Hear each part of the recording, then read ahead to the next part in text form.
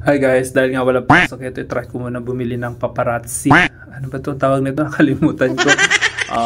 Parati. Ay, yung parata pala. Parata. Hindi pa lang parata or parazzi.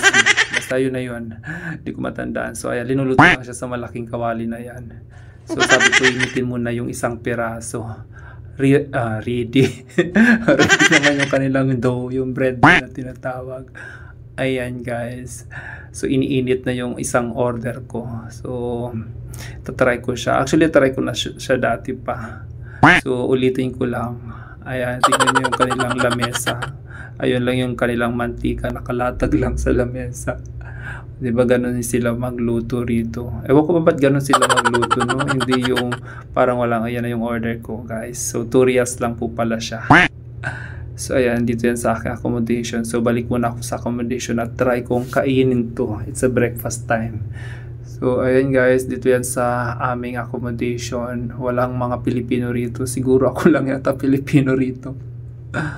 So ayan guys, medyo malamig nga lang dito sa labas pero mainit tignan.